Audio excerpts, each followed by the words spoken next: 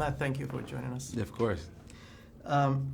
Matt, given the scrutiny recently of some statements you made, you must be wishing to go back to Mars. Yeah. Does that annoy you? Because people listen to you and they care about what you say. Yeah, I mean, I think it's annoying. It's annoying when words are put in your mouth. So there are two different. One was something that was edited out of context, but the other one, which was more recent, was something that somebody just put a headline just to use me, I think, as clickbait.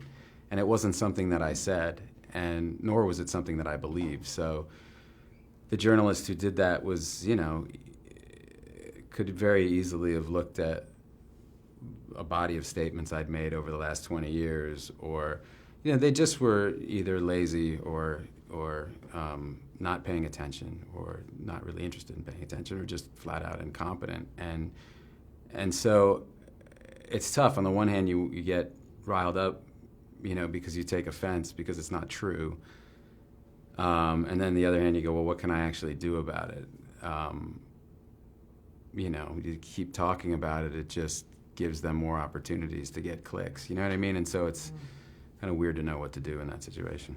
But will that change your attitude? And you are known for your candid attitude towards the media. Will that change? Will that affect you? Maybe, because what's difficult about it is that it was a quote pulled out of context from a Guardian interview that was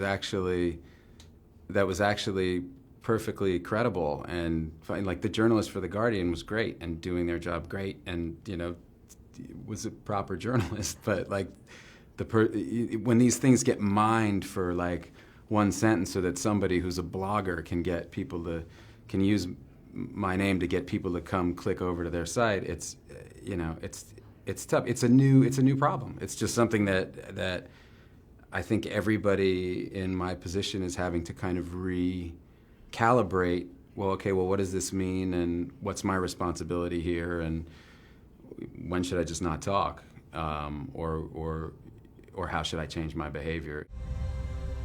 I guarantee you that at some point, everything's going to go south on you. Ready? Recently, you told me about the reason for going to Mars was to save humanity from extinction in case we have a catastrophe on Earth. Right. But you probably agree with me, if that happens, then we will be creating some kind of Elysium out there, because obviously... Who's going to get to go? Exactly. Right, yeah. The first people who are going to go are going to be extremely qualified and smart, so we'll be funding a way out for the smart. But, will that turn into some incredible kind of class conflict? I don't know, but it is clear that we do need a backup plan, because it's becoming easier and easier for smaller and smaller groups to cause more and more damage, and eventually we're going to hit the point where one person can really muck things up for the species, and so we need to do things to mitigate that, I think. Yeah, well, this is the thing. The problem of how to resolve that, because you see, we're trying to save one man. Everybody's investing every effort to save that person. But when you look at reality, we don't do that on Earth. Yeah, I don't know if you heard recently, even here in the U.S., about the immigration crisis now. There are campaigns against absorbing Syrians here in the U.S. because of their religion. So we don't look at humans just as humans. There are large numbers of people seeking the highest office in the land who think we should put a wall up between ourselves and our southern neighbors, that would keep out my wife's family.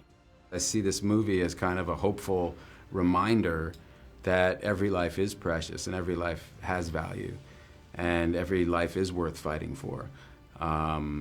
And it's precisely why we wanted to make the movie, that, to put something out there at a time, particularly when an election cycle is kind of gearing up and everybody's telling us that we should be divided. It's nice to put out something that's optimistic and is about cooperation and unity. So we should absorb more Syrians here in the U.S.? Yes. In Mars, the main problem, or one of the major problems, is the lack of water. We know that the water or drinking water is a problem here on Earth, and you are very active in improving the access to water to people in the third world at least, and you're making now a movie about it. You made another movie a few years ago about Promised Land. Yeah, fracking, yeah. Do you think these movies are effective in making a difference to resolving this issue? That's a good question, and the answer is I don't know, and I don't think a movie will ever resolve or you know I think it's kind of on balance taken with a whole other group of contributing factors that would maybe change people's behavior, but I don't think one movie would ever do that. I can't think of a movie that has ever. So, but these are things I'm interested in, and so Promised Land, for instance, that I wrote with John Krasinski, like we were just really interested in it, and we're trying to tell this very human story, and I think that most actors will kind of gravitate towards things that are of interest to them. So. It's not that I think that any of these things will cut through or get people to change their behavior or open people's eyes, but that doesn't mean you shouldn't be making them. But were you inspired by an event or an incident that you experienced while working on this issue, or you had the theme and you said, let's come up with a story for it? With Promised Land, we were just trying to make a story about a town. And the issue came later, so it got positioned as an issue movie, but it actually wasn't. Most people didn't see the movie, so they don't know that. But I did. It happens sometimes. But in terms of cutting through to people, like that's a really good point. Like Gary White, who co-founded Water.org with me, he and I talk about this all the time. He and I can go to a conference and sit down on a panel and talk about this, and it'll go on YouTube, and 3 people will go watch it, and 2 of them will be Gary and me, and whereas I can do the Sarah Silverman video that we did years ago, and millions of people will click on it.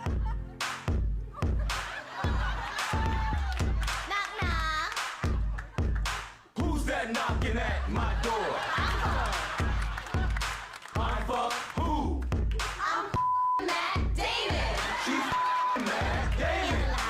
So we've talked about trying to incorporate humor and comedy, and what are creative ways that we can try to get this message out.